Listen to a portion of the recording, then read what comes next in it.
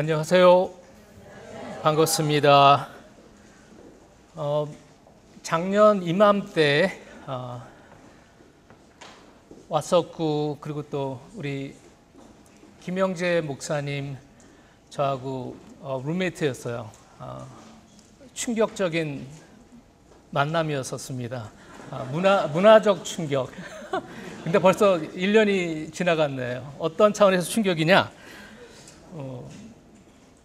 서로의 그 생김새에 대한 충격의 시간들이었습니다. 저는 그 어른을 되게 연로하게 봤고, 그분은 저를 되게 어린 사람으로 봤습니다. 알고 보니까 동갑이었어요.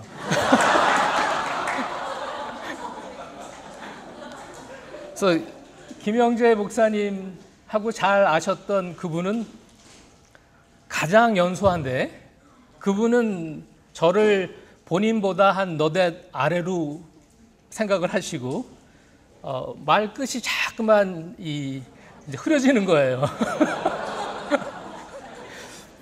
그래서 저는 괘씸한 건 아니었었지만 아무래도 나중에 무슨 일이 벌어질 것 같은 불길한 예감이 들어서 서로 이제 패를 보이라 해가지고 패를 까라 해가지고 했더니 이제 충격적인 사건들이 벌어졌습니다. 저한테는 너무나도 귀하고 복된 시간들이었었고요.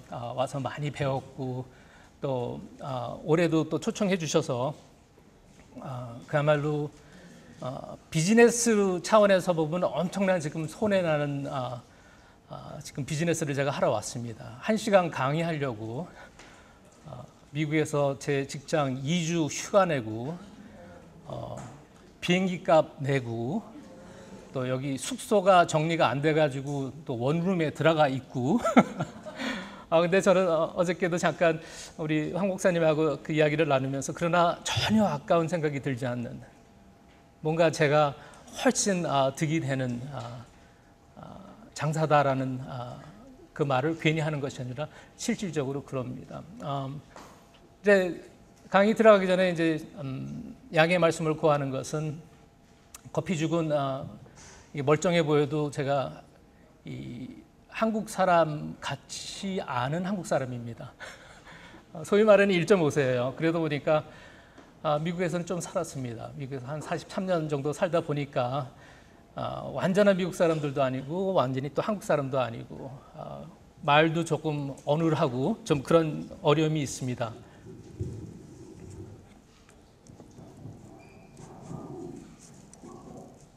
이제 새 마이크가 왔으니까 이제 새로운 방언을 하겠습니다. 그러니까 양해하시고요. 그리고 또 강의 내용이나 또 그 책자에 제가 우리 정태 선교사님께 말씀을 드렸는데 전혀 이것을 교정을 안 하시고 그냥 올려신 것 같아요. 그럼 이거 어떤 유치원 학생이 지금 썼나 그런 느낌을 좀 간간히 받으실 것입니다. 제가 썼습니다. 그리고 또 여기 슬라이드라든지 이런 거 볼 때 보면 이거 조금 말이 어색하다. 전혀 어색한 것이 아닙니다. 제가 다 했습니다. 여러분, 만약에 여러분들이 원하시는 것이 한 가지가 있다면, 벌써 이미 다 제 주제가 나갔기 때문에 이제 뻔한 이제 답이 나오겠죠. 근데 주제를 생각하지 마시고 정말 여러분들이 한 가지 원하시는 것이 있다면 무엇일까? 한번 제가 여쭤보기를 원합니다. 그랬더니 어떤 분은 돈이다, 어떤 분은 명예다, 기타 등등 이야기를 하시더라고요. 근데 주제가 주제이니만큼 생각해 봤었을 때 이제 저도 나이도 조금 먹고 이런 거 저런 거 이제 정리하면서 보다 보니까 정말 성숙이 너무나도 필요한 일이다라는 것을 발견하게 됩니다. 근데 왜 이해가 안 되죠?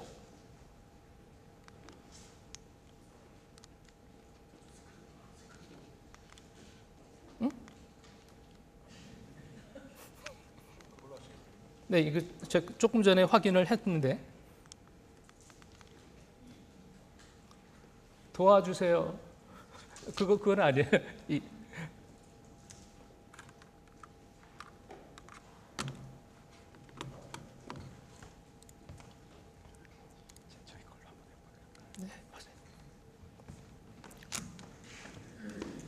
죄송합니다.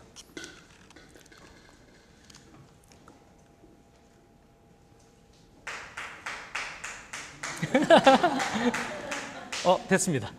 예. 예, 성숙이라고 생각이 돼서 타픽을 잡아봤습니다. 사실 성숙이라는 거는 제가 뭐 강의는 많이 하진 않지만은 제가 하는 일이 임상 심리를 하는 사람이니까 주로 내용을 뭐 우울증이라든지 스트레스 매니지라든지 아니면 분노 조절이라든지 이제 이런 것들을, 그리고 또 지난번에는 행복도 했고요. 근데 이런 것들을 이제 하게 됐습니다. 그래서 항상 끝부분에 오는 것이 사실 성숙이라는 부분이에요. 그렇기 때문에 여러분들은 이제 엑기스 있죠. 이제 엑기스만 짧은 시간에 제가 시간을 끌 수가 없어요. 왜냐하면 점심시간이 오기 때문에. 또 오늘 또 점심은 보통 점심이 아닙니다. 그렇기 때문에 주최 측으로부터 하여금 엄청난 압박을 받았어요. 근데 제가 또 성격상 1시간을 못하는 사람이에요. 그래서 제 강의는 모두 3시간용입니다. 그러니까 선택을 하셔야 돼요. 식사를 하시든지 아니면 이 명강을 들으시든지 노력해 보겠습니다.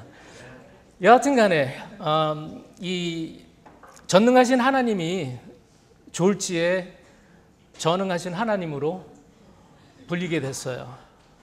빠진 니은자 하나 때문에, 이런 작은 오타 때문에 전능이 전응으로 됐다는 것이죠. 조금 바뀌어서 어떤 것들은 큰 문제가 되는 것이 되지 않는 것도 있지만, 또 완전히 본질 자체가 바뀌는 것들이 있잖아요. 그런 것들이 많이 있을 거예요. 그러나 그중에 성숙이라는 것을 한번 생각을 해봤습니다. 오늘날 성숙 때문에 우리 사람들이 사는 모든 곳에서 문제가 되는 것 같아요. 특히 뭐 교회라든지 우리의 사회 현장이라든지 뭐 가깝게는 우리 가정이라든지 이 속에서 문제가 되는 것들 보면 성숙의 모든 이슈가 있다는 것입니다. 또 상담을 하는 사람이니까 상담 받으러 오는 사람들을 보면 있죠. 싸잡아가지고 2개 말하라 그러면 성숙의 이슈예요. 또 하나는 조금 이따가 생각나면 말씀드리겠습니다. 그 정도로 성숙이 사실상 큰 이슈라는 것입니다. 실무적 정의를 한번 살펴보도록 하겠습니다. 사전적 정의라기보다는 그냥 우리가 이해하는 성숙과 미성숙은 어떤 것인가 한번 살펴보도록 하겠습니다. 성숙, 자신의 한계를 나름대로 아는 사람을 성숙으로 한번 생각해 봤고요. 미성숙은 본인과 본인의 한계를 모르는 사람이에요. 세상에 무서운 사람들이 많은데 2사람만 소개해 드리겠습니다. 세상에 참 무서운 사람 중에 한 명이 책 딱 한 권 읽은 사람은 가급적으로 피하시기 바랍니다. 요거 외에는 몰라요. 요거 외에는 다 틀립니다. 꼭 그것만 맞는 분들, 그런 분들 참 무서우신 분들입니다. 2번째, 약간 좀 철학적인 의미가 가미가 되어 있는데 본인이 뭘 모르고 있는지 모르는 사람이 있죠. 힘들어요. 미성숙한 사람이 바로 이런 사람들입니다. 아는 것이 전부다고, 그리고 본인이 뭘 모르는지 모르는 사람들, 미성숙에 대표할 만한 사람들이라 할 수 있겠습니다. 또 성숙, 한번 뭐 쉽게 말해가지고 본인이 전체가 아니라는 것을 잘 아는 사람이에요. 자기는 단지 한 부분이라는 것을 인식하고 인정할 수 있는 사람이 성숙한 사람이고, 반면에 미성숙한 사람은 있죠. 문제 해결 능력은 전혀 없어요. 그렇지만 모든 일이 자기를 위해서 이루어져야 됩니다. 그리고 자기의 뜻대로, 자기의 주관적인 방법으로 나가지 않으면은 짜증내고 원망하는 것이 미성숙입니다. 근데 이상하게 미성숙 할 때마다 고개가 점점 더 이렇게 도리도리가 아니고 인정한다, 수긍이 간다라는 쪽으로 지금 많이 움직이고 있습니다. 저도 상담을 오래 하다 보니까 우리 최영경 교수님처럼 있죠. 뭐 영적 파악은 좀 둔하나 이렇게 얼굴 표정을 보면 제가 빨리빨리 잘합니다. 그래서 조그마한 그 몸의 움직임을 통하여서 상담의 그 진단 차원으로 90%는 맞출 수 있습니다. 되게 신비롭죠. 그래서 쉽게 말해가지고 성숙, 미성숙은 있죠. 조금 이따 더 이제 구체적으로 말씀을 드리겠습니다만, 우리 전인적인, 지정의적인 모든 것에 있죠. 성숙과 미성숙이 참 이루 말할 수 없는 영향을 끼친다는 것을 알 수 있을 거예요. 또 미성숙의 모습을 잠깐 살펴보도록 하겠습니다.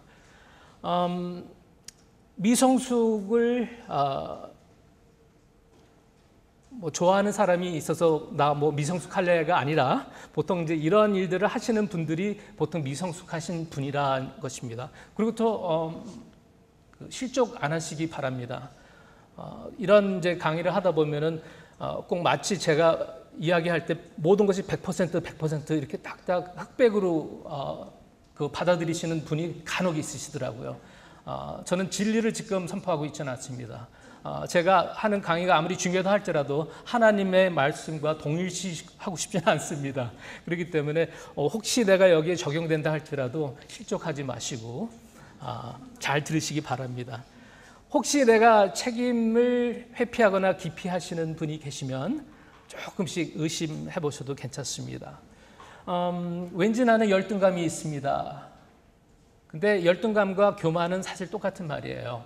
열등감이 있으신 분들은 두 가지 유형으로 나타나죠. 한 분은 가지고 속으로 들어가는 분이 계십니다. 반면에 겉으로 튀는 분이 계세요. 튀는 부분이 교만입니다. 분노도 마찬가지예요. 분노도 두 가지로 보통 나타납니다. 상 뒤엎은 사람만 화난 것이 아니라 있죠. 속으로 가지 들어가는 사람이 사실 더 무서워요. 그죠? 그래서 그런 식으로 열등감과 교만은 사실상 하나로 보셔도 괜찮겠습니다. 미성숙은 자신감이라기보다는 왠지 열등감, 자존감도 낮고 그런 것들을 찾아볼 수가 있습니다. 원망을 주로 잘합니다. 왜냐하면 책임을 안 지기 때문에 항상 뭐를 하다가 성공하잖아요. 그러면 자기가 잘한 거, 그리고 하다가 뭐가 일이 그르쳐지면 거봐 내가 뭐라 그랬어, 그거 안 된다 그랬지 하는 원망입니다. 제가 이런 부분들을 무지무지 잘 알아요. 학교에서 안 가르쳐줬는데도 제가 되게 뛰어납니다. 제가 미성숙하거든요. 그래서 이런 것들을 잘 파악이 가능합니다. 미성숙한 사람은 좀 외롭습니다. 왜냐하면 주변에 사람들이 없기 때문에 외로운 것이 아니라 주변에 사람은 있어도 항상 그 사람들한테 필요한 것이 있어요. 그 사람들한테 인정을 계속 필요로 합니다. 주변 사람들한테 자기의 어떤 필요의 그 익스텐션이에요. 그러니까 탯줄이 있어야 돼요. 다 외부에 연결이 되어 있습니다. 그렇기 때문에 주변에 사람은 많지만 실로 외로운 사람이라고 말할 수가 있습니다. 미성숙하면은 보통 불만족이 그 주된 그 정서입니다. 그리고 미성숙, 완벽주의하고 많이 떨어져 있질 않습니다. 그리고 분노, 짜증 같은 거를 내고 있습니다. 그리고 잘 삐져요. 제가 사람을 이렇게 유해 보여도 잘 삐집니다. 저는 그렇다고 해서 상을 뒤엎은 적은 없습니다. 생각은 많이 해봤어요. 그러니까 단 속으로 이렇게 삐지고 다음에 수동 공격적으로 저는 생각으로는 저도 꽤 난폭해 줄 수 있는 폭군인데 실질적으로는 그러지 못해요. 그렇지만은 잘 삐집니다. 그리고 삐지면 나만 삐진 줄 알았는데 모든 사람들이 다 알더라고요. 특히 저희 집사람이 저를 그냥 늘 아까 그 펭귄 자꾸만 때리는 펭귄 보셨죠? 저는 감동 먹었어요 그때. 참 불쌍한 나 계속 뒤통수를 치더라고요. 그래서 집사람한테는 거짓을 못해요. 삐지고 내가 이렇게 화 안 난 것을 안 보인다 그래도 집사람은 벌써 이제 딱 보고 딴 사람은 다 아는데 왜 자기만 그런 척 하냐고 이제 이런 것들을 이야기할 때마다 더 화가 납니다. 반면에 그렇지만 저는 정직해요. 성숙, 공감할 수 있는 그 모양, 그리고 도의적, 그리고 이타적인 행동, 그리고 객관적인 문제 해결 능력, 나에서 남으로 갈 수 있는, 나에서 하나님으로 갈 수 있는, 그것이 미성숙과 성숙의 가장 큰 차이라면 바로 그거겠죠. 모든 것이 나한테 오는 것은 미성숙이고 나로부터 남으로 하나님으로 나갈 수 있다는 것은 성숙의 잣대가 되겠습니다. 오늘날 교회에는 이 미성숙 제조기입니다. 완전히 그러니까 미성숙의 산실로 전락하고 있다는 것이에요. 왜냐하면 오늘날 사회에서는 생산적인 사람을 원하죠. 실적, 스펙 이런 것들이 오늘날 우리 교회에도 들어와 있어요. 그래서 미성숙은 용서가 가능해요. 그러나 무능한 것은 용서가 가능하지 않는 것이 바로 우리가 속한 교회의 모습인 것 같습니다. 성숙 그러면은 좀 회색 분자 그러면 별로 안 좋은 것으로 받아들이죠. 그렇지만은 이제 제가 상담을 하다 보면은 많은 경우 제가 내담자한테 이렇게 이야기를 합니다. 우리의 상담의 목적은 회색입니다. 회색으로 갈 수 있으면은 저는 상담을 성공했다라고 생각합니다라고 이야기를 해요. 그럼 뭔 말인지 못 알아들어요. 좀 전에 말씀드렸죠. 미성숙 그러면 흑백 논리가 유별나게 강합니다. 혹시 여기 흑백 논리 강하신 분 계십니까? 딱 부러지는 거. 저도 되게 딱 부러진다 해서 좋아했거든요. 그리고 저는 흑백 했었을 때 꽤 옳다라고 생각을 많이 했던 사람입니다. 근데 하나님의 그 훈련 과정 속에 있죠. 이 흑백을 흩어 놓는데 하나님께서는 참 여러 가지 방법으로 흑백을 흩으면서 그 속에서 회색 속에서 있죠.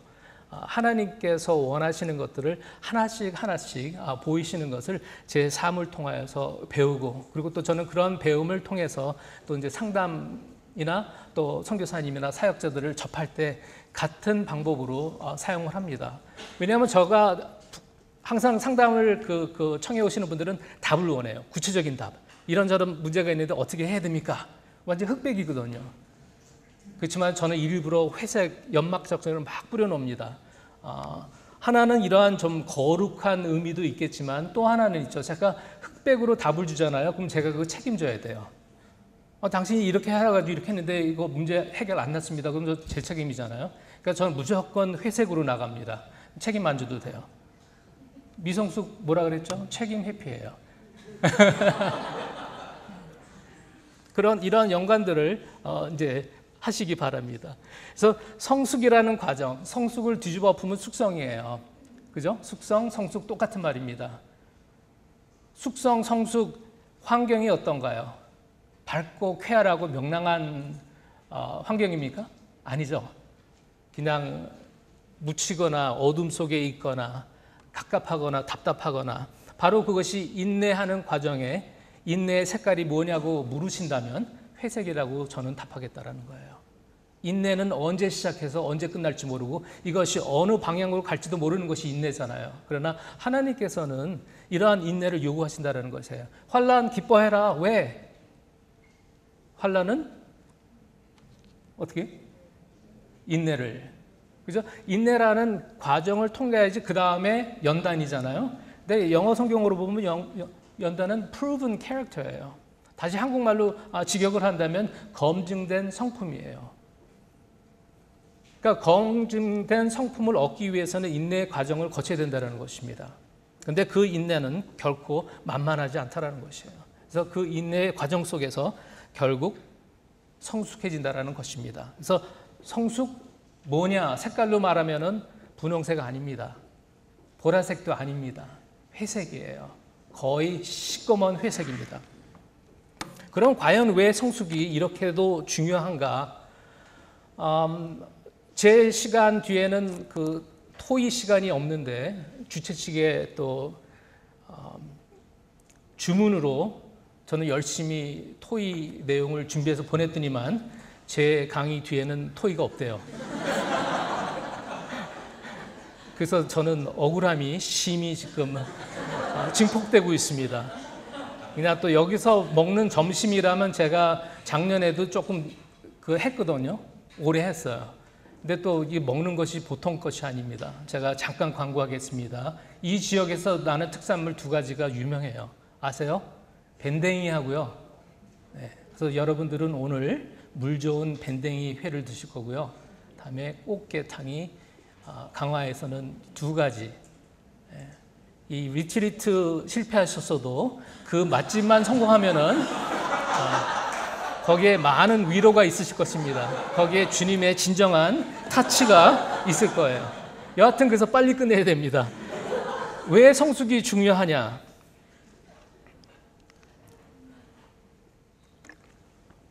성숙은 능력이에요.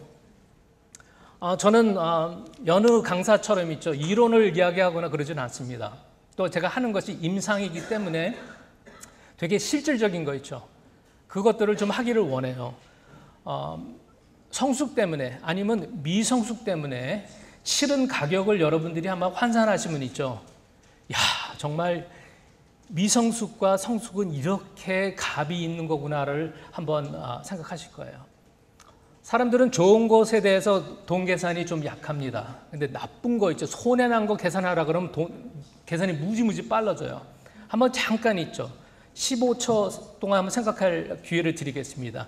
나의 미성숙함, 그것이 뭔지는 잘 모르겠는데 나의 미성숙함 때문에 내가 대가를 지불한 거 한번 잠깐 떠올려 보세요.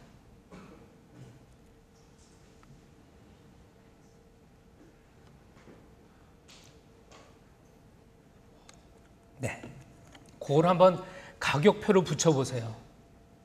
얼마짜린가?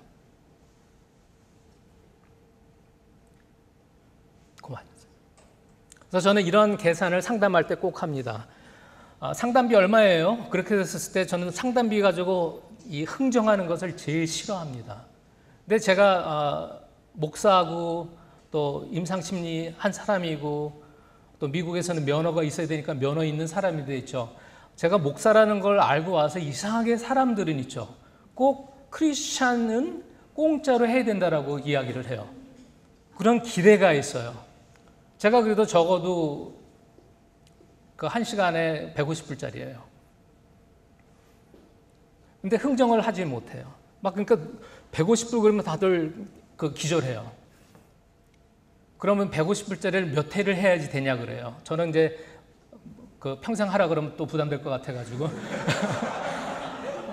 8번서부터 12번을 일단 받으신 다음에 그때 가서 상황 다시 파악해가지고 그때도 또 다시 말씀을 드리겠습니다. 그때가 되면은 또 그 말을 또 합니다. 그렇지만 일단 그렇게 해서 넘어갑니다. 근데 막 돈 가지고 흥정을 해요. 그렇게 어렵게 생각하시는 분들을 위해서 제가 돈을 계산을 해드립니다. 1회 1시간 150불이죠. 10번을 받았다고 가정합시다. 그럼 얼마입니까? 1,500불이죠. 계산되시죠? 1,500불. 1,500불 큰 돈이죠. 누가 말해도 1,500불이면 큰 돈입니다. 그렇지만은 상담을 안 하고 입대까지 살아왔던 방법으로 그릇된 방법을 해가지고 손해난 것이 얼마이신지 아십니까? 하니까 그때서부터는 이제 계산이 좀 달라지는 거예요. 그 앞으로 전문 상담을 하시기를 원하시는 분들은 이러한 상수를 쓰시기 바랍니다. 아셨죠? 네. 성숙은 능력입니다. 시간 관계상 빨리 넘어가겠습니다. 우리 사람들의 그 행동들은 있죠. 어떤 건 본능적이고 어떤 것들은 반사적인 행동이 있습니다. 제가 갑자기 여기서 물체를 집어 던지면 여러분들은 어떻게 반응하십니까? 가만히 충청도 분 혹시 아 계세요? 뭐가 오네. 그리고 탁 때렸는데 아프네요. 그러지 않죠. 어떤 것들은 반사적으로 갑자기 손이 간다든지 이제 그런 거 있죠. 저도 한동안은 반사적으로 이렇게 카바한다 그러죠. 그걸 했어요.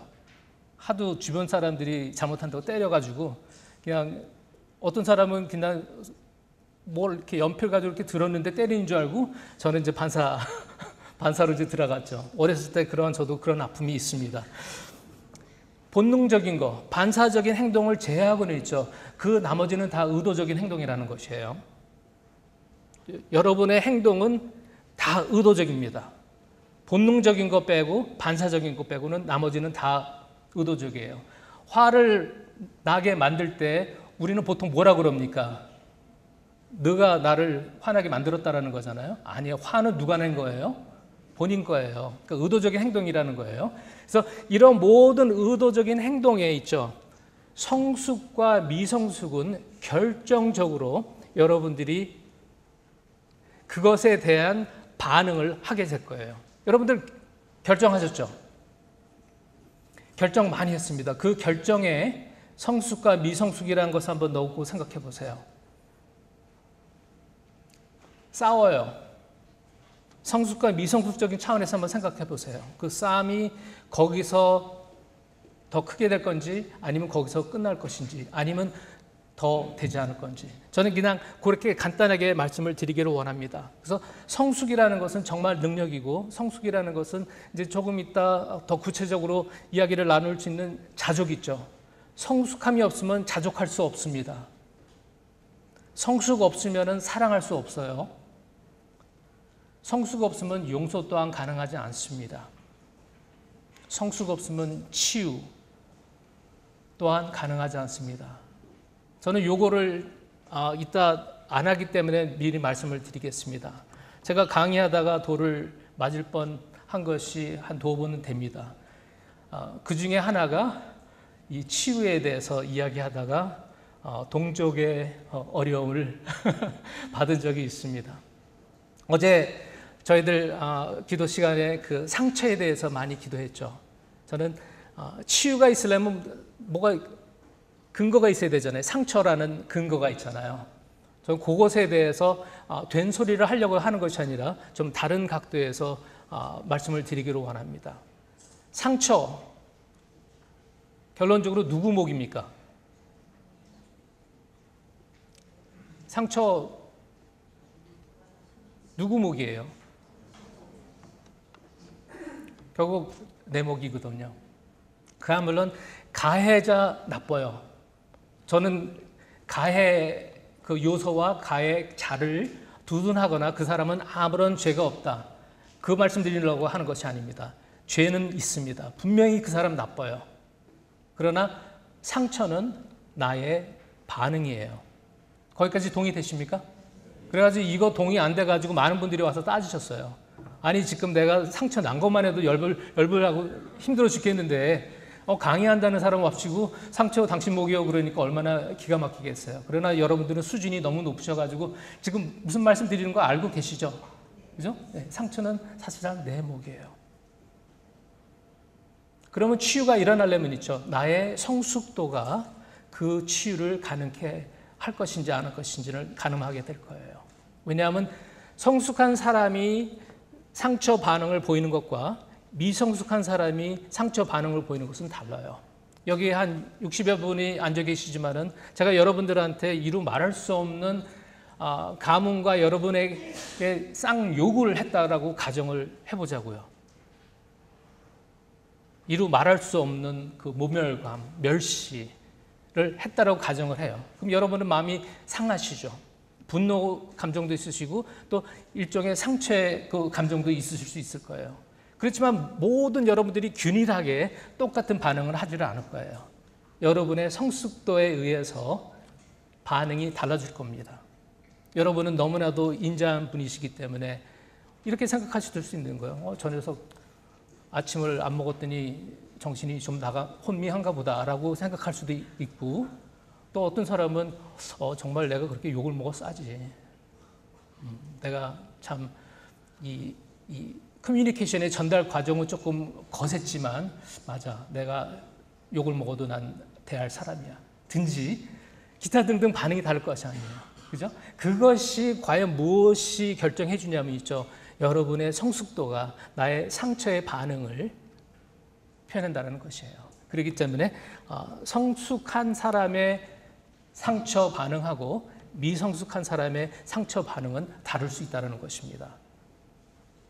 그리고 성숙은 순종할 수 있는 능력이 성숙으로 인해 가능합니다. 그리고 또 내려놓기 우리 이야기 많이 하잖아요. 내려놓는 거. 그러니까 아무나 못 내려놓습니다. 성숙한 사람만이 내려놓을 수 있다는 거예요. 성숙한 사람만이 인내할 수 있고요. 인내하는 사람이 성숙할 수 있다는 거 조금 전에 말씀을 드렸습니다. 그리고 진정한 나의 자신감, 그 자존감, 정체성 있죠. 성숙하지 않으면요, 헷갈리는 거예요. 저는 MK 아닙니다. 그러나 미국에 15살, 만 15살에 가가지고 정체성이 어떻겠어요? 근데 그것이 한 3년 정도 시간을 줬는데 정체성이 아직도 쫓아오지 않더라고요. 얼마 전까지 정체성 때문에, 아니면 지금도 솔직히 정체성 때문에 싸우고 있을지도 몰라요. 저는 더더욱이 놀랐던 것은 이제 선교사님들을 섬기는 것이 한 지난 5년 동안 5년 정도 이제 좀 선교사님을 섬겼는데 많은 선교사님들도 있죠. 솔직히 하시는 일은 그 정체성하고 하시는 일하고 안 맞는 경우가 있는 것을 발견하게 됩니다. 그래서 LA를 소위 말해가지고 선교사님의 무덤이라고 그래요. 오셔가지고 거기서 선교사는 이제 끝이 나는 이제 상황이 벌어지는 경우가 좀 있습니다. 다는 아니에요. 전 그것을 뭐 폄하하거나 비하하는 이야기는 결코 아니고, 전 하나님의 정말 경륜 속에, 하나님의 프로비던스 속에 있는 일이라고 받아들입니다. 여하튼 간에 본인의 정체성, 자존감, 자아감, 저는 어떤 세속적인, 세상적인 정체성, 자아감을 말씀드리고 있지는 않습니다. 우리 크리스천들, 우리 크리스천 지도자들도 보면 있죠. 너무나도 가지고 있는 그 아이덴티티 크라이시스가 있죠. 심한 것 같아요. 하는 일을 통해서 자기의 정체성을 확립을 하려고 그래요. 그러다 보니까 사역이 힘들어지니까 나의 정체까지 없어지는 거예요. 그리고 또 특별히 안식년 선교사님들도 그런 경험들을 짧게 하세요. 열심히 사역지에서 일할 때는 나는 정말 선교사다라는 확고부동함이 있는데 안식년에 들어오시잖아요. 갑자기 이제 일이 없어졌어요. 그리고 쉬면서 이제 죄책감을 갖는 거예요. 나 이거 쉬어도 돼? 나 이렇게 좋은 거 먹어도 돼? 이런 것들 때문에 좀 막 흔들림이 오는 거죠. 그러나 그것은 짧은 시간에 해소되고 극복될 수도 있지만은 어떤 경우에는 조금 더 오래 갈 수도 있다는 것입니다. 그래서 성숙은 바로 이러한 능력입니다. 그리고 이제 여기 그림은 회색으로 나와 있는데 원래 원본은 이게 이 눈을 자극하는 분홍색입니다. 네, 분홍색의 가장 중요한 것 중에 하나가 이제 자족이라는 거 있죠. 이런 것들을 말씀을 드리겠습니다. 성숙해야지만 자족한다는 거 이미 아까 말씀을 좀 드렸습니다. 자, 이제서부터는 이제 신학적인 논란이 있을 수 있는 토픽으로 들어가기 시작하겠습니다. 쉽게 말해가지고 성숙해야 성령 충만하냐? 아니면 성령 충만하면 그럼 성숙해지는 거냐? 라는 질문입니다. 한번 그냥 저는 심리학을 했지만은 꼭 그 성경 말씀을 피해 다니면서 합리화하고자 하는 것은 아닙니다. 그러나 좀 다른 각도에서 보기를 원하는 것이 저의 이때까지의 그 갈등이고 번민이었었습니다. 그러나 한번 여러분들이 보시기 바랍니다. 성령 충만 그러면 쉬운 말로 하나님의 영향에 들어가다, 하나님의 주권으로 충만하다라는 것을 성령 충만하다라고 이야기할 수 있습니다. 그러나 분명히 저는 서두에 밝혀두는 것은 순종 없는 성령 충만은 없습니다. 흐느적거리며 랄랄룰루 해가지고 성령 충만이 아니라 성령 충만은 있죠. 순종과 정비를 한다는 거예요. 나라에 임합시고 그런 이야기들을 합니다. 성경 말씀입니다. 나라에 임한다는 것은 하나님의 나라가 임한다는 것이에요. 그 하나님의 나라의 왕 되신 하나님께서 오신다라는 것입니다. 그러면 나는 백성입니다. 주님의 통치하에, 주님의 주권하에 내 자신을 순복시킨다라는 내용입니다. 그래서 여기서 보면은 성숙의 기본을 보면은 성숙의 기본이 뭐예요? 나보다는 남이에요. 내 뜻보다는 아버지의 뜻이 성숙에서는 가능하죠. 그래서 주님의 주권 아래 들어갈 수 있는 것은 성숙해야지 주님의 주권 아래 들어갈 수 있습니다. 왜냐하면 미숙한 사람, 미성숙한 사람은 딴 사람 주권이 어떻게 해요? 딴 사람이 자기 안에 들어와야 돼요. 그죠? 그렇기 때문에 성령 충만하다라는 말은 나라에 임합시고 주님의 주권 아래 들어가고 내 뜻대로 마옵시고 아버지의 뜻대로 뜻이 하늘에서 이루어진 것 같이 땅에서도 이루어지기를 바라는 것은 있죠. 다 성령 충만이라는 테두리 속에서 이해될 수 있는 이야기입니다. 자, 그럼 여러분께 여쭙겠습니다.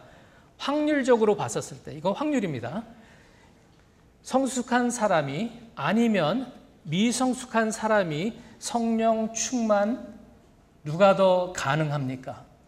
바보 같은 질문이죠. 어린아이 같은 질문이에요. 성숙한 사람이 그야말로 확률상입니다. 저는 결코 성숙한 사람은 무조건 성령 충만한다 이야기한 적 없습니다. 그죠? 확률을 이야기하고 있습니다. 성숙한 사람이 성령 충만을 할 수 있는 확률이 높다라는 것입니다. 말씀드렸습니다. 자족함 심히 중요한 일입니다. 아마 이 강의의 가장 핵심적인 것이 자족함일 거예요. 이런 것들을 자족함을 또 다른 말로 하면 통제예요. 그리고 또 통제를 영어로 조금 더 하면은 컨트롤이에요. 이것을 성경적으로 조금 풀어 해석한다면 self-control, 자제예요. 그죠? 그래서 제가 그랬죠. 상담할 때 두 가지 중에 하나는 뭐라 그랬죠? 밴댕이, 꽃게탕 두 개죠? 상담할 때 저의 상담의 그 큰 이슈는 두 개를 잡는 것이 하나는 성숙 문제고 또 하나는 바로 이거예요. 컨트롤 문제예요. 컨트롤. 사람들이, 내담자들이 상담을 받으러 오잖아요. 다 거의 99% 컨트롤 이슈예요. 통제력이 상실됐기 때문에 그것으로 인해서 오는 어려움들이 그렇게 많다라는 것입니다. 여하튼 자족. 그래서 사도 바울은 자족의 비밀을 이야기하고 있습니다. 또 어린아이 같은 질문 드리겠습니다. 자족을 위해서 원하는 것을 계속 늘리는 것이 쉽습니까? 아니면 나의 필요와 욕구를 통제하는 것이 쉽습니까? 그거 되게 기초적인 것을 질문한 것 같지만 실로 어려운 질문입니다. 제가 다시 반복하겠습니다. 자족하기 위해서 내가 원하는 것을 계속 늘리는 것이 쉬워요? 아니면은 나의 필요와 욕구를 통제하는 것이 쉽습니까? 네, 표가 갈립니다. 밴댕이가 더 맛있다, 아니다, 꽃게가 맛있다 하는 식으로 있죠. 표가 갈려요. 되게 유치한 질문 같지만은 심히 답하기가 힘든 질문입니다. 공식을 하나 소개해 드리겠습니다. 물질, 외적 요소가 가져다 주는 만족, 행복의 정도는 개인마다 다르지만 공통된 공식은 행복, 만족 이꼴 소유한 것 나누기 원하는 것. 그러니까 쉽게 말해가지고 만족과 행복을 이야기할 때 있죠. 내가 소유한 것이 너무너무 많아. 그러니까 나는 행복할 수 있다. 근데 소유한 것은 실질적으로 별로 없거나 엄청난 제한을 받는데 원하는 거는 그렇게 많아요. 그러면 행복도 만족도 떨어지겠죠. 그러나 이것은 좀 세속적인 공식입니다. 그래서 소크라테스를 소개해 드리겠습니다. 소크라테스 왈, 가장 적은 것으로 만족할 수 있는 것, 그것이 부다라는 소리예요. 소크라테스가 누가 진짜 부자냐? 많이 있는 것이 아니라 오히려 조그만한 것으로 만족할 수 있는 것이 진짜 부자다.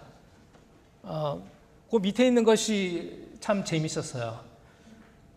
지난번에도 와서 요거를 똑같이 썼는데 선풍적인 센세이션을 일으켰습니다.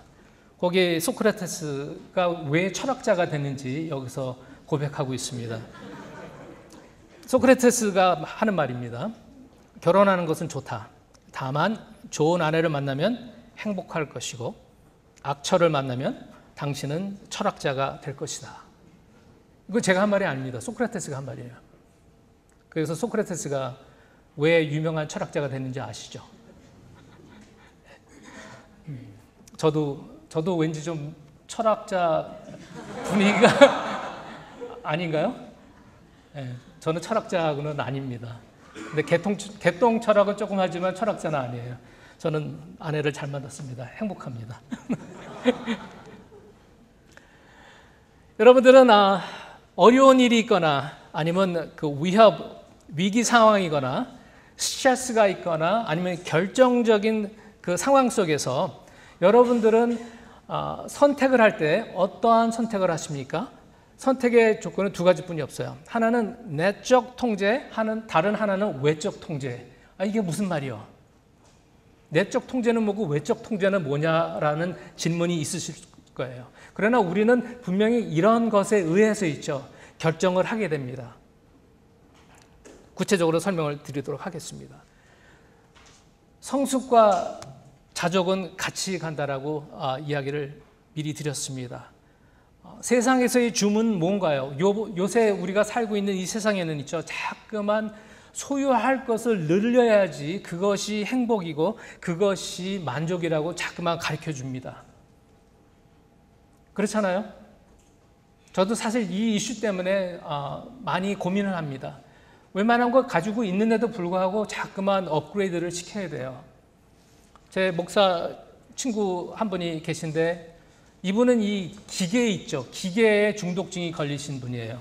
제가 그분을 15년 동안 상담해드리고 친구로서 다 했는데 이분은 이 중독에서 벗어나지 못하는 거예요. 그래서 전화가 나왔다 그러면 새 모델 나오면 새 모델 해야 돼요. 개척교회 하면서. 계속 그러한 것들이 있어요. 그래서 자꾸만 가지고 있는 것을 늘리라고 이야기를 합니다. 자, 그럼 또 여러분께 이제 질문을 드리겠습니다. 저는 아주 되게 뻔한 질문만 드려요. 그러니까 여러분들은 뻔한 답만 하시면 돼요. 성숙한 사람은 어떤 쪽에 의존을 할까요? 내적 통제에 의존을 할까요? 외적인 통제에 의존을 할까요? 네, 벌써 이제 다 통달하셨습니다. 내적인 것에 의존할 확률이 높겠죠. 그죠? 그래서 우리 사람이기 때문에 100% 요구하고 100% 요구 안 하는 건 아닙니다. 우리는 내외 왔다 갔다 하면서 거기서 번민합니다. 그러나 만약에 택일을 해야 된다면 성숙한 사람은 있죠. 내적인 것을 의존하기가 쉽습니다.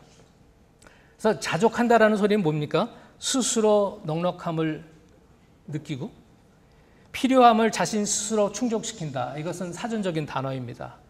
그러나 이것은 제 정의입니다. 자신 스스로에게 당근을 줄 수 있는 것이 내적 통제력입니다. 자기 스스로에게 당근을 줄 수 있다는 거. 당근 싫어하시면 당근 안 주셔도 괜찮아요. 그러나 자기 자신을 스스로 위로할 수 있는 능력, 실로 중요합니다. 근데 만약에 저희들의 위로가 있죠. 내 자신이 아닌 자꾸만 외부 것에 의존하게 되면 어떻게 되나요? 제가 시간이 되면 이따 분노에 대해서 이야기를 할 때도 말씀드리겠지만 있죠. 자꾸만 외부적인 것에 의존하고 그분은 무기력 걸립니다. 무기력 우울증이에요. 무기력이 좀 풀어 해석함이 있죠. 나 스스로 할 수 없다라는 것이 무기력이에요. 근데 외부 것에 자꾸만 의존을 하는 거예요. 근데 외부가 그렇게 만만합니까? 제가 원하는 대로 원하는 만큼 외부에서 주든가요? 안 주죠. 자꾸만 안 주는 거예요. 속에서는 생산이 안 돼요. 외부에서는 주지는 않아요. 바로 그것이 무기력이에요. 그것이 우울증이에요. 그렇지만 본인 스스로가 위로할 수 있는 것, 자족도 있죠. 본인 스스로 만족할 수 있는 것이에요. 그건 엄청난 능력 중에 능력이에요. 그것은 값으로 환산한다면 있죠. 얼마가 될는지도 모르겠어요.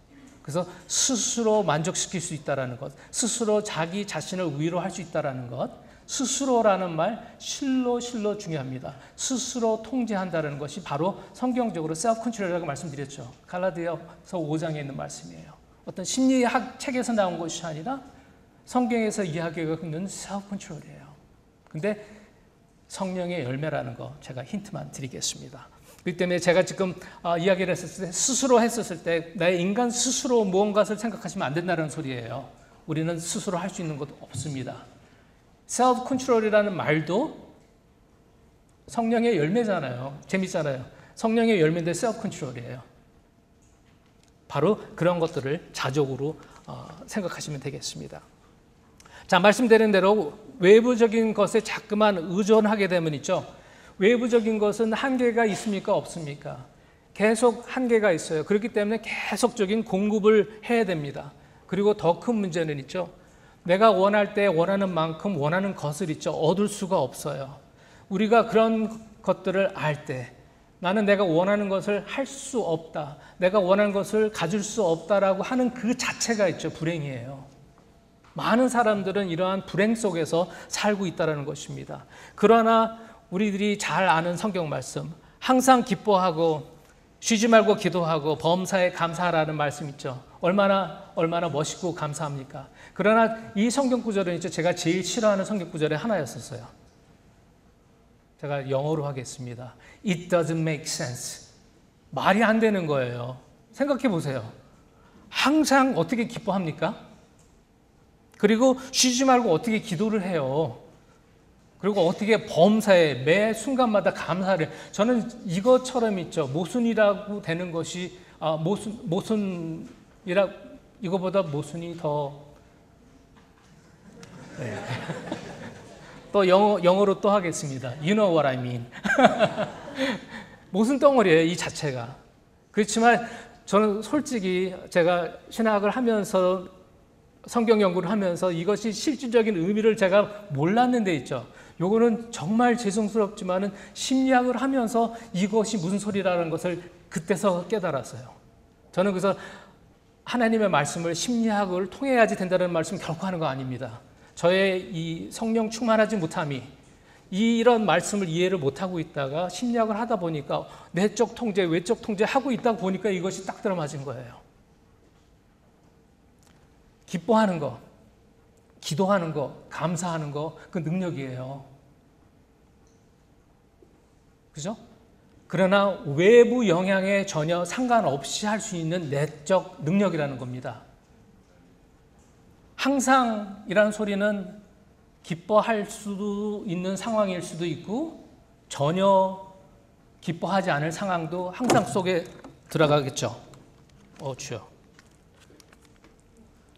이러다가 이제 컴퓨터가 끝이 나면은 제 강의도 같이 끝납니다.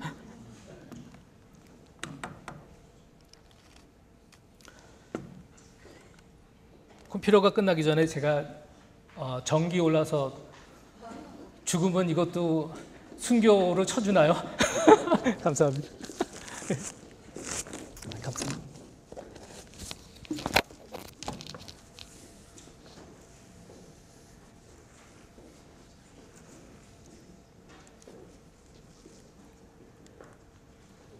네, 그래서 항상이라는 말, 쉬지 말고라는 말, 범사라는 말 다 똑같은 말이잖아요.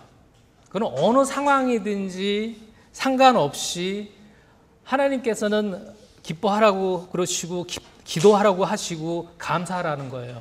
그래서 그 어린 신앙생활 할 때 이건 말도 안 되는 하나님께서는 불가능을 요구하신다라는 저의 짧은 생각이 오히려 심리학을 하면서 맞다. 내적 능력을 갖추면은 내적 능력을 소유한 사람이 있죠. 외적으로 어려움 전혀 없다라는 것은 아닙니다. 어렵습니다. 힘듭니다. 슬픕니다. 그럼에도 불구하고 할 수 있기 때문에 하나님께서는 어깃장을 부리시는 하나님이 아니라 분명히 하나님께서는 너희들이 할 수 있다 그러면은 할 수 있는 거예요. 왜? 우리 스스로 하는 것이 아니기 때문에. 그래서 성숙은 능력이요, 또 능력은 자족이요, 또 자족이라는 말은 통제라는 말입니다. 다만 이것이 가능한 것은 제가 말씀드린 것처럼 내게 능력 주시는 자 안에서 가능하다라는 이야기예요. 말씀드렸죠. 절제는 성령의 열매입니다. 성령 충만의 결과로 얻어진다는 것입니다. 스스로 당근을 줄 수 있는 사람이 있죠. 저는 세속적으로 인간이 잘나서 스스로 준다는 말씀 결코 아닙니다. 내게 능력 주시는 자 안에서 그것이 가능하다는 것이에요. 내적 능력은 저도 어저께 그 개그 플러스 짧은 뉴스를 참 감동 깊게 이렇게 임하다 보니까 지금 자꾸만 제 혓바닥이 짧아지고 있습니다. 자꾸만 될 때는 성명의 열매다 뭐 이런 식으로 나올 것 같아요. 그리고 제가 솔직히 한국을 떠나기 전에 있죠. 그때 돌쇠하고 그 영구 나오는 거 제가 그때 산 사람입니다. 되게 좋아했어요. 특히 영구. 제가 영구 흉내 잘 냅니다. 한번 해볼까요? 네, 제가 보통은 안 하는데 제가 정말 말주변도 없고 되게 숙이고 그래요.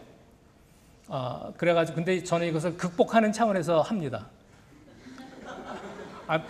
안 믿기시죠? 저는 항상 그래서 제 강의 시작할 때 그 멘트가 있어요.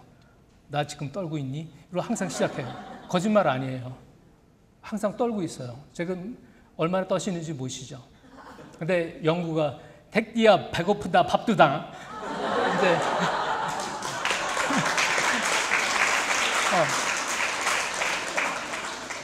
비슷하지 않아요?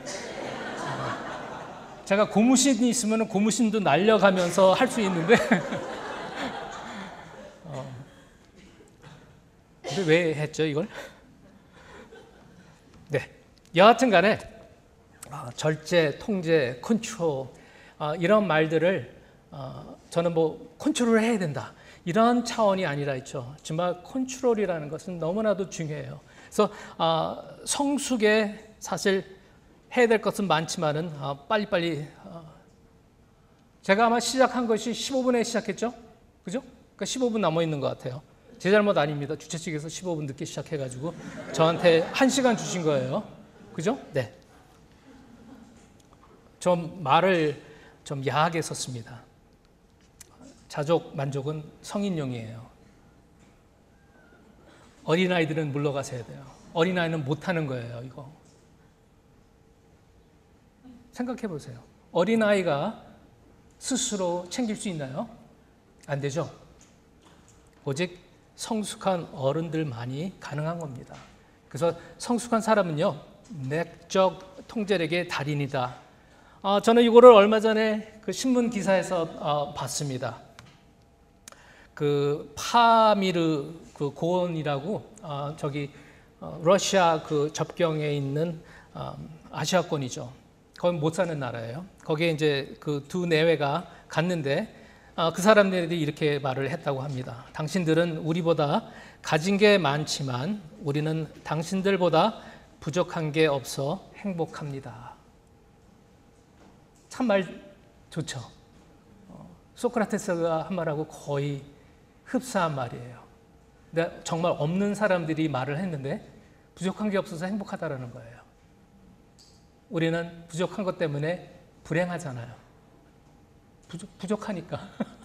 근데 여기는 부족한 것이 없기 때문에 행복하다라는 거.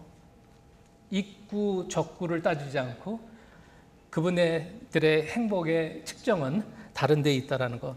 저한테 참 와닿은 이야기였었습니다. 행복, 성숙, 팔복 다 연결되는 말입니다. 어저께 최 목사님께서도 심령이 가난한 자에 대해서 이야기를 하셨어요. 심령이 가난한 자는 복이 있나니, 이 복이라는 것은 마리코스라 해가지고 행복이라는 이야기입니다. 그리고 애통하는 자도 복이 있다라고 이야기하고 있습니다. 자, 그러면 성숙한 사람의 가난한 심령의 모습을 잠깐 살펴본다면 자기 자신의 한계와 위치를 잘 파악하고 있어요. 그리고 본인의 그 깨어짐, 자신의 심적 빈곤, 가난함, 붕괴, 파산 상태를 알고 있는 사람이에요. 그리고 주님 없이는 아무것도 할 수 없음과 본인의 무익함을 인정하는 사람이 성숙한 사람의 가난한 심령의 모습이라는 것입니다. 그렇기 때문에 제가 드리는 말씀이 아니라 이러한 사람은 복이 있나니, 그렇기 때문에 성경적 행복을 경험할 수 있는 사람이 바로 성숙한 사람의 심령 상태라는 것입니다. 또 성숙한 사람의 애통함은 있죠. 자신의 죄, 악, 이기적이고 미성숙한 모습에 대한 애통이에요. 그것에 대한 회개가 나타날 수 있다는 것입니다. 그것이 애통하는 자의 모습인데, 성숙한 사람은 고로 성경적인 행복을 체험할 수 있다는 것입니다. 그것은 하나님의 말씀입니다. 반면에 미성숙한 사람의 심령은 어떨까요? 자신의 위치와 한계를 모른다고 그랬죠. 모든 일에 본인이 중심이 돼야 하며 본인이 왕자에 군림하는 거예요. 그리고 아래 방법으로, 이제 소개드릴 방법입니다. 아래 방법으로 상한 마음을 해소하려고 해요. 그렇기 때문에 또 이 사람은 성경적으로 봐서 심령이 가난해질 수 없는 사람입니다. 이 사람은 어떻게 애통을 하냐 하면요, 자신의 연약함과 피폐함에 대한 자신 아니면 타인에 대한 원망을 합니다. 팔자 이야기합니다. 내가 이런 집에서 태어났다면, 내가 이런 사람이었었다면, 내 부모가 이랬다면, 내가 이런 교육을 받았다면 다 바깥에 원망을 하든지 아니면 그래 네가 그 모양 그 꼴이지 나 같은 사람한테 어떤 이런 일들이 좋은 일이 벌어질 수 있겠어 그지 내 팔자가 이런 거 이런 식으로 있죠. 자타 원망하고 그리고 연민에 빠지는 거예요. 신세한탄하는 것입니다. 이런 사람의 정서는 어떨까요? 부정적인 정서입니다. 그렇기 때문에 행복할 수 없습니다. 만족할 수도 없다라는 것입니다. 오히려 이 속에서는 불만과 불행이 지배적으로 나타난다는 것이에요. 원래 제 전문이 스트레스입니다. 스트레스하고 분노인데 스트레스는 벌써 이미 많이 나왔기 때문에 있죠. 빨리빨리 그냥 맛배기만 하고 약속 시간에 마치도록 하도록 하겠습니다.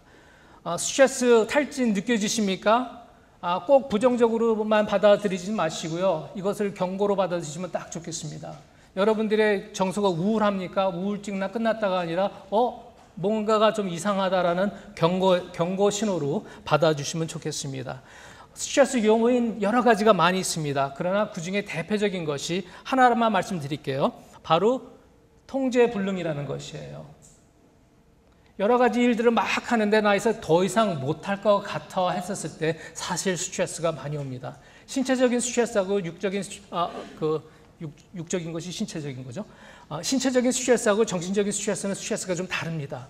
신체적인 그 스트레스는 쉬면 회복이 가능하죠. 그러나 정신적인 스트레스는 이게 회복을 빨리 잘 시켜야 되는 거예요. 그러나 결국 분노나 스트레스의 주된 요인은 통제불능 때문에 오는 것을 미리 말씀을 드립니다.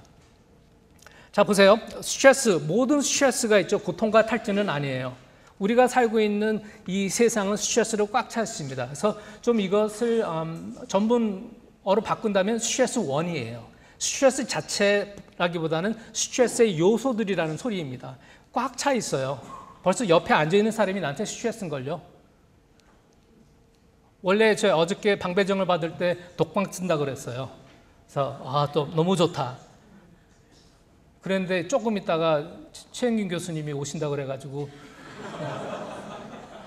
하룻밤 묵어야 된대요. 그럼 제가 뭐라 그래요? 그렇지만 저한테는 약간의 스트레스가 왔었습니다. 나 홀로인데 갑자기 침입을 받는 상해 그 느낌이 있죠. 스트레스 제가 괜히 드리는 말씀 아니에요.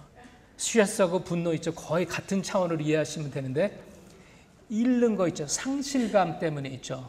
상실감 제가 이제 조금 이따 풀어 해석해 드릴게요. 상실 그럼 뭐 큰 거를 잃어버리는 거로 생각하는데 자신감 잃는 거 상실이에요, 아니에요? 상실이죠. 예를 들자면 이제 그렇다는 것입니다. 결국 그래서 모든 스트레스 원 자체가 나한테 고통이 되지는 않습니다. 그러나 이런 것들을 매니지를 잘해야 돼요. 그래서 컨트롤을 잘해야 돼. 아웃 오브 컨트롤이 되면은 그것이 나한테는 위기요 고통으로 되는 것이고요. 스트레스 원은 많아. 골치 아플 일들이 많아요. 그러나 그것을 컨트롤 하잖아요. 통제가 가능하면은 문제 해결이 가능하다는 소리예요. 그렇기 때문에 스트레스 그 자체가 고통이 아닙니다. 과연 그것을 통제하느냐가 못하느냐가 관건이라는 것입니다. 여러분들 수학 싫어하셨죠? 그래서 제가 이렇게 산수로 여러분들을 못 살게 굴겠습니다. 스트레스 원 나누기 대처 능력은 그것이 고통인 거예요. 만약에 스트레스가 15라고 가정을 합시다. 근데 대처 능력은 1이에요. 그럼 공식이 뭡니까? 답이 뭐예요? 15예요. 15가 무슨 의미든지 간에. 근데 스트레스는 15예요. 근데 대처 능력이 150이에요. 150. 그럼 답이 뭐예요? 이제 힘들어지죠. 그럼 0.1 되는 거예요. 0.1. 그죠? 1할 되는 거예요. 1할. 대신 1할 맞죠? 1할. 저 야구 중계를 듣다 보니까 그때 할을 들었어요. 무슨 소리냐면 있죠. 스트레스 양보다는 있죠. 대처 능력이 더 중요하다는 거예요. 많은 경우는 너무 스트레스가 많아. 그래서 스트레스에 포커스를 해요. 상담 들어오는 분들은 다 스트레스만 나열을 해요. 그럼 상담사인 저는 무엇을 할까요? 당신 대처 능력 많습니다를 확인시켜 주는 것이 제 일이에요. 제가 대신 가가지고 그분네들의 스트레스 원을 해결해 드릴 수는 없잖아요. 그죠? 근데 그분네들이 생각하고 있는 스트레스가 이만큼 있는데 맞아는 들어주지만은 있죠. 저의 전략은 맞는 여자란 말이에요. 그러나 아닙니다. 당신이 지금 모르는 대처 능력이 이만큼 더 큰 거예요. 그러니까 당신 나가서 할 수 있습니다. 이것이 상담사가 하는 일이에요. 저는 그래서 소망을 파는 사람이에요. 이 세상에 문제가 없어지면 소망이 있는 것이 아니라 있죠. 이 세상은 문제 덩어리예요. 씀에도 불구하고 소망은 대처 능력이에요. 내적인 거예요. 하나님하고 관계를 팔 때 그것이 이 사람한테는 문제를 해결하는 방법이 된다는 것입니다. 주여, 빨리 가겠습니다. 스트레스 왜 받는지 여러 가지 요인이 있습니다. 그러나 그 중에 가장 큰 것은 있죠. 두려움일 거예요. 스트레스 왜 받습니까? 나 이거 못하면 어떡하지예요. 그죠? 나 이거 못하면 어떡하지? 두려움 여러 가지가 있어요. 실패에 대한 두려움, 거부감, 성공에 대한 두려움. 여러분 혹시 성공의 두려움 가지고 계신 적 있으세요? 네. 성공도 아무나 하는 거 아닙니다.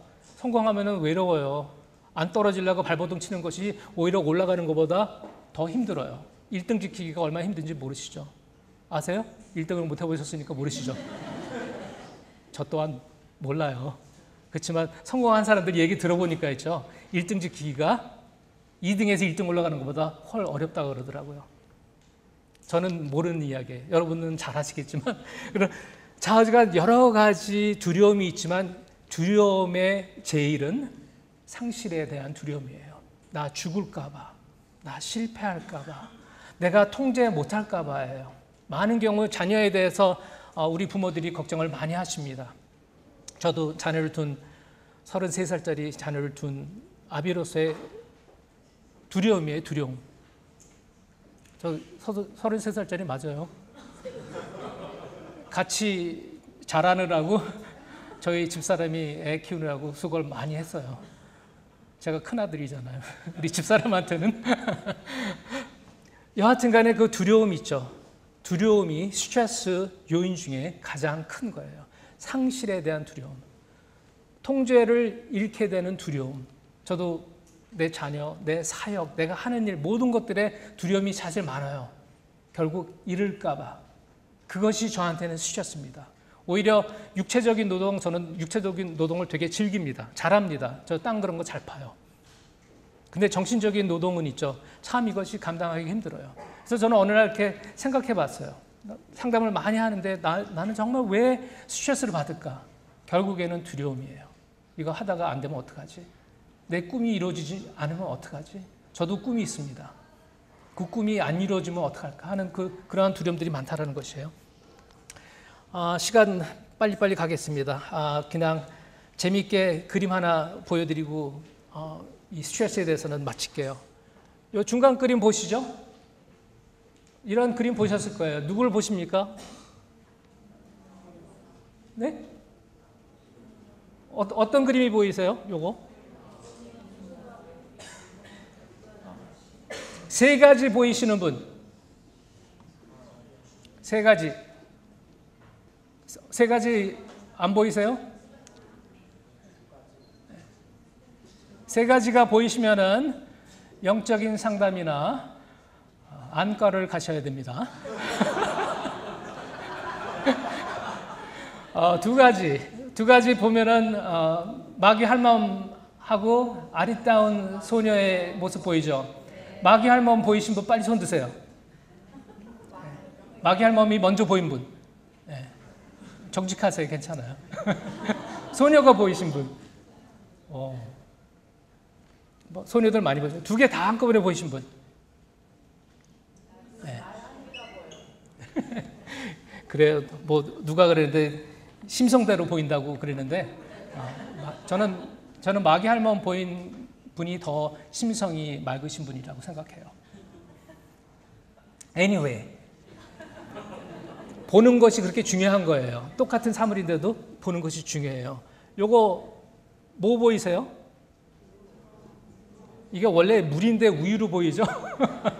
그렇게 보는 게 중요해요. 하지만 빈 컵이 반이 빈 거예요? 반이 차 있는 거예요? 똑같은 거 보지만 해석이 다르죠?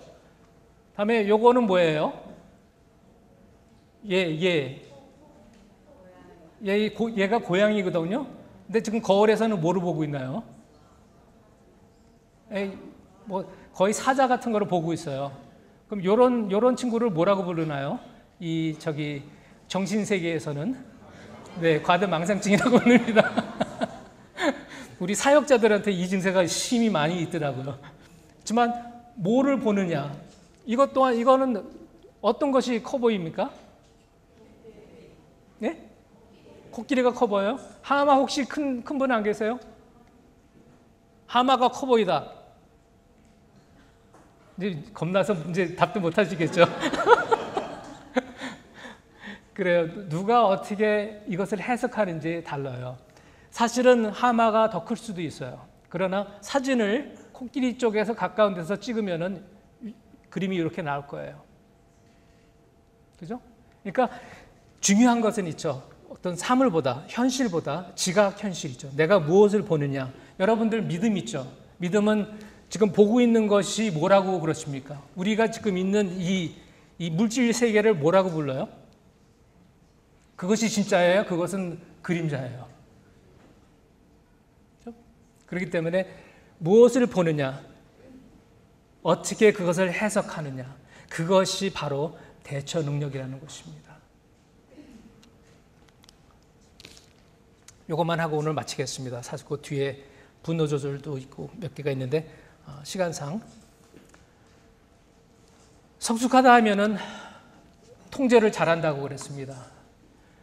통제를 잘한다고 그러니까 많은 분들이 오해를 하세요. 그럼 장악해야 되는 거냐? 내가 무조건 통제 그러니까 그냥 쓸어 잡아가지고 군림하는 거냐? 그것이 통제가 아닙니다. 통제는 한 모습이 아니에요. 통제는 피하는 것도 통제 중에 하나입니다. 우리 남자들 피하는 거 별로 안 좋아해요. 근데 언제 피해야 됩니까? 네? 좀 저속한 말로 표현해 주세요. 언제 피합니까? 그건 덜 저속해요. 네? 안 입고 올 때? 너무 점잖네. 네. 네. 네, 똥입니다. 똥은 피해야 되는 거예요. 그거를 나는 통제에 달인해가지고 그걸 관찰하고 밟을까 말까 걱정하고 그러실 필요는 없는 거. 피하는 거 좋아요. 부부싸움은 피하는 것이 좋을까요? 붙어서 판결하는 게 좋을까요? 피하는 것이 행복의 지름길일 때가 많이 있습니다. 그리고 또 통제라는 것은 수정도 가능해요. 수정이라는 것은 내가 바뀌는 것보다 상대방 있죠. 상대방을 바꾸게 해야 돼요. 근데 우리는 어두움을 어떻게 바꾸게 합니까? 빛이 돼야 되는 거예요. 어둠한테 너 바꿔. 알았지? 너 안 바꾸면 죽어? 해가지고 안 바뀌는 거예요. 우리 크리스찬이 있죠. 상대방한테 바꾸게 만드는 것은 있죠. 명령해서 요구해서라기보다는 있죠. 나의 속성으로 인해서 바꾸는 작업을 해야 됩니다. 근데 우리는 제일 단시간에 뭐를 바꾸려고 그래요? 그것이 화예요. 화, 분노. 그것이 포인트 A에서 포인트 B까지 제일 정신적으로 빨리 갈 수 있다는 것이 분노를 표출해가지고 상대방을 바꾸려고 하는데 그렇게 넉넉하지 못한 것이죠. 다음에 또 하나 통제라는 것은 adapt라는 거예요. adapt. 그러니까 적응한다라는 것이에요. 이건 내가 바뀌는 거예요. 저는 이거를 많이 훈련하고 있습니다. 그렇기 때문에 하나님께서는 가정을 허락하셨어요. 제가 집사람한테 많이 적응하고 있습니다. 그래서 피할 때는 피하고 상대방을 바꿀 때도 있고 내가 바뀌어야 되고 그리고 마지막으로 가장 큰 것 중에 하나가 그대로 수용하는 거예요. 바뀔 수가 없어요. 아파요. 고달퍼요. 힘들어요. 그럼에도 불구하고 이것을 수용해. 수용하는 것은 그래 하고 수용하는 것이 아니라 맞습니다, 주님. 지금은 아픕니다. 지금은 힘듭니다. 지금은 이렇게도 못하고 저렇게도 못합니다. 사람들 나 몰라줘요. 해더라도 그러나 주님, 저기에는 내 쉴만한 곳이 분명히 있음을 믿습니다. 나는 지금 수용합니다. 하는 것이에요. 그렇기 때문에 통제라는 것은 있죠. 뭐 힘으로 있죠. 강압적으로 주장하고 통치하는 것보다는 이러한 통제함을 배울 때 자족하는 것, 결코 내 힘으로 되는 것이 아니라 내게 능력 주시는 자 안에서 그야말로 모든 것을 다 할 수 있는 기본적인 가장 기초적인 것이지만은 저희들이 많이 간과하고 생각하지 못하는 부분들을 너무나도 짧은 시간에 많은 분량을 하려다 보니까 좀 힘들었습니다. 강의 들으시느라고 수고 많으셨습니다.